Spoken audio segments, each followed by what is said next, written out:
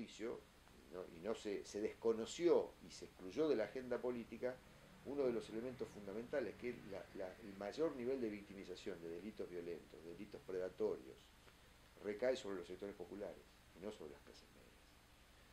Los sectores populares tienen poca voz, tienen poca capacidad de articulación de demandas, tienen mayor nivel de naturalización con esas conflictividades violentas, tienen mejores destrezas de resolución por sí mismo, fuera de lo que son los resortes del Estado de esas conflictividades, pero sigue siendo la víctima privilegiada, fundamental, masiva de lo que son violencias y delitos predatorios, violencia de género fundamentalmente, en esos estratos. El Estado debería subsidiar eso. La matriz de la comunicación masiva hoy en el mundo contemporáneo es la matriz televisiva.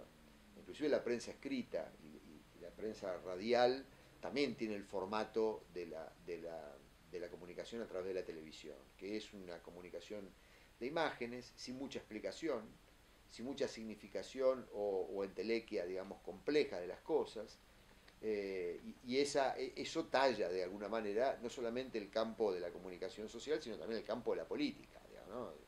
Ese trabajo maravilloso de hace muchísimos años, de Sartori, año 87, ¿no? Él dice, la videopolítica hoy establece la democracia de la opinión pública.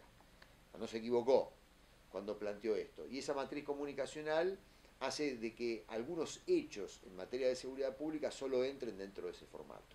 El hecho dramático, el hecho escandaloso, el hecho que puede explicarse meramente con la imagen, pero no entra una operación de lavado de dinero en ese formato, no entra un mercado ilegal de drogas o de armas, eso requiere de algo más que una imagen y por ende resiste mucho más el propio formato la incorporación de ese tipo de problemáticas más complejas. Entonces, esto lleva, este formato, me da la impresión a mí, lleva inevitablemente a que lo único que prime es la crónica de acontecimientos delictivos rústicos, mostrables, agotables como fenómeno en la propia imagen. Los robos, los hurtos, y por ende, ahí te entra en el campo de la comunicación masiva algunos hechos, algunas víctimas y algunos victimarios. Digamos, se comprende, digo, y eso limita de alguna manera este efecto. Esto tiene dos efectos que son terribles. Por un lado, el relato que prima, si lo que manda es la crónica policial, es el relato policial. La voz cuasi monopólica que explica qué es lo que está aconteciendo es la voz de la policía. Que esto está de alguna manera apuntalado por un hecho fundamental en la Argentina y es que no hay información sobre el delito que no sea policial, porque las estructuras gubernamentales nunca desarrollaron dispositivos institucionales, observatorios, que den cuenta de la problemática de la violencia y los delitos por fuera del relato policial y por fuera de la gestión del conocimiento de la policía. Entonces vos tenés una suerte de policialización de los hechos transmitibles en los medios de comunicación masivos. Y lo segundo es, la agenda política está tallada por esos elementos, por son los elementos que pesan en la opinión pública. Y por ende vos no tenés, de alguna manera, el amplio espectro de los problemas.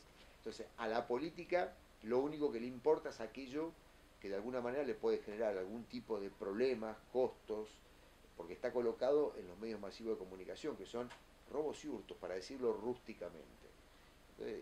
Y básicamente víctimas clase media, victimarios de los sectores populares. Entonces ahí ya te talló un campo de intervención de la seguridad pública, que si no hay una mediación política más estratégica y una suerte de peronización de las estrategias de seguridad pública, toda sociedad tiene experiencias frente al delito. Y esas experiencias en general se construyen en sociedades que pasan de bajos niveles de criminalidad a altos niveles de criminalidad para ese tramo de 20, 30 años de historia.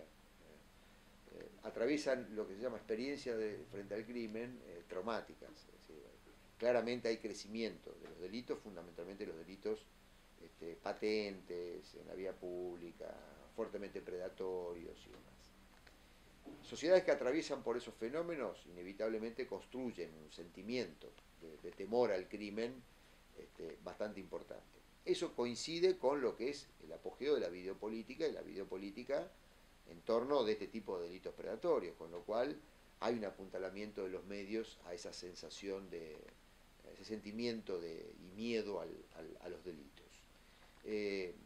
Lo que se ha visto es que en algunas coyunturas, pese a que siempre se persistió en altas tasas de criminalidad y altas tasas de victimización, como tiene la Argentina en este tipo de franjas criminales, cuando han bajado esas tasas, no ha bajado el temor al crimen. Es como que la variable del sentimiento y del miedo al delito se independiza de lo que son las condiciones objetivas. Nunca se construye sentimientos generalizados de temor al crimen sin un crecimiento material del crimen.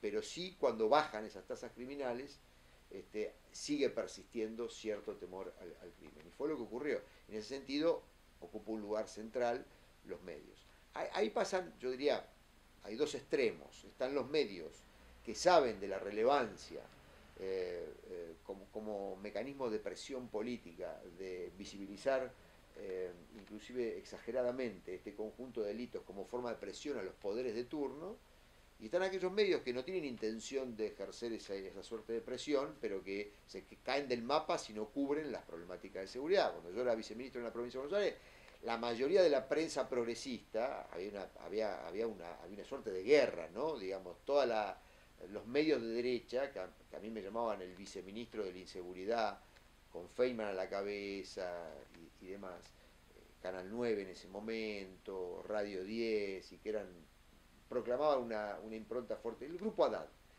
proclamaba una impronta fuertemente punitiva y demás. Eran sectores que colocaban esto como el desmadre del Estado, la necesidad de una respuesta fuertemente represiva. Pero el resto de los medios que eran contrarios a esta orientación, Página 12 y toda la red de medios y programas televisivos, te decían, nos tenés que dar información porque tenemos que competir en la interpretación con estos tipos, pero no podemos dejar de cubrir los temas de inseguridad.